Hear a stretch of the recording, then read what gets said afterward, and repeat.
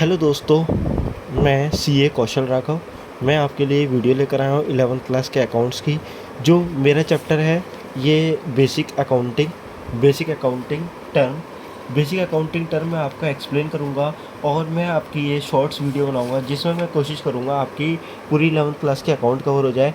जैसे कि मैं आपको अब ज़्यादा टाइम ना वेस्ट करते हुए आपको ले चलता हूँ। सबसे पहले मेन डेफिनेशन, अकाउंट्स किसे कहते हैं। अकाउंट्स क्या है? अकाउंट्स एक समराइज रिकॉर्ड है ट्रांजैक्शन का। मतलब जो भी आपकी ट्रांजैक्शन होगी उसको समराइज में रिकॉर्ड करना, उसे हम कहते हैं अकाउंट्स। दूसरी डेफिनेशन है कैपिटल। कैपिटल किसे कहते हैं? कैपिटल होता है प्रोपराइटर के द्वारा या पार्टनर के द्वारा जो भी अमाउंट इन्वेस्ट किया गया है बिजनेस के अंदर, उसे हम कैपिटल कहते हैं। प्रोपराइटर के द्वारा या पार्टनर के द्वारा जो भी अमाउंट इन्वेस्ट होता है बिजनेस के अंदर, उसे हम कैपिटल कहते हैं। इसका दूसरा नाम क्या है? इसका दूसरा नाम ऑनर इक्विटी है और इसे नेटवर्थ के नाम से भी जाना जाता है। इसे नेटवर्थ और ऑनर इक्विटी के नाम से भी जानते हैं।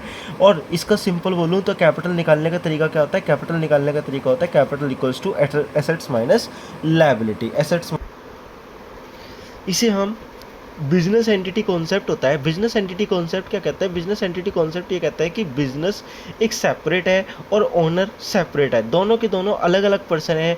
बिजनेस एंटिटी कॉन्सेप्ट में यही कहा गया है कि बिजनेस अगर आपका अलग हो गया और ओनर अलग हो गया तो सिंपल जो भी पैसा वो लगाएगा तो उसे हम ओनर इक्विटी का नाम देंगे, नेटवर्थ का नाम देंगे। ये दोनों डिफरेंट कॉन्सेप्ट है, that is business entity concept कहता है। कैपिटल कैसे निकलते हैं? कैपिटल निकालने के लिए एसेट्स में से लायबिलिटी को हम माइनस कर देते हैं।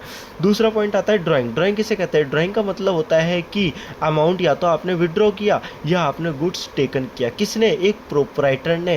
क्यों किया? अपने पर्सनल यूज़ के लिए किया। तो जो भी अमाउंट विड्रॉ किया या कोई भी गुड्स प्रोपराइटर ने पर्सनल यूज़ के लिए कंज्यूम किया, उसे हम ड्राइंग का नाम देंगे। ये किस अमाउंट पे होता है? तो इसकी जो वैल्यूएशन की जाती है ऑलवेज परचेज कॉस्ट जो भी होती है वो परचेज कॉस्ट का अमाउंट होता है। और ड्राइंग को हमेशा और हमेशा किस में से लेस किया जाता है? जो भी अमाउंट इन्वेस्ट करता है, जिसे हम क्या नाम देते हैं? कैपिटल नाम देते हैं। उस कैपिटल में से हम उसको माइनस करते हैं ड्राइंग को। फिर इन्होंने नेक्स्ट बताया लायबिलिटी किसे कहते हैं। तो लायबिलिटी का मतलब होता है जो भी अमाउंट पेबल है। किसके द्वारा पेबल है? बिजनेस। मतलब बिजनेस क्या करेगा? उसको पे करना है।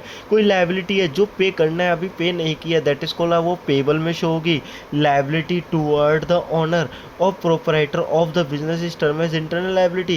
कहने का मतलब उन्होंने बोला कि अगर वो लायबिलिटी ओनर के प्रति है तो इंटरनल लायबिलिटी बोलेंगे, अगर वो लायबिलिटी बाहर वाले व्यक्ति के प्रति है तो फिर उसे हम एक्सटर्नल लायबिलिटी बोलेंगे। तो लायबिलिटी इंटरनल मतलब जैसे मैंने बिजनेस में पैसा लगाया, that is called internal liability.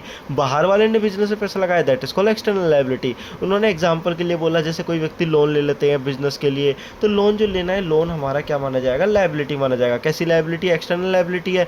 अब आप कोई भी सामान खरीदने के लिए जाते हो मार्केट से, जब आप क्रेडिटर हो, आपने कोई सामान खरीदा, दैट इज कॉल्ड, वो जो लायबिलिटी का पार्ट बन जाएगा। या बैंक ओवरड्राफ्ट है, ये भी लायबिलिटी है। लॉन्ग टर्म बोरोइंग है, ये भी लायबिलिटी है। दैट इज कॉल्ड लायबिलिटी को उन्होंने बताया दो पार्टों बांटा गया, एक नॉन करंट लायबिलिटी है, current liability. Non current liability का मतलब होता है वो लायबिलिटी जो एक साल से ज़्यादा के लिए शो करी गई है, और करंट लायबिलिटी मतलब जो लायबिलिटी एक साल से कम के लिए है। नॉन करंट लायबिलिटी मतलब जो लायबिलिटी एक साल से ज़्यादा के लिए। उन्होंने एग्जाम्पल के लिए बोला, जैसे एग्जाम्पल लोन आपने एक साल से ज़्यादा के लिए लिया, या डिबेंचर आपने एक साल से ज़्यादा के लिए लिए।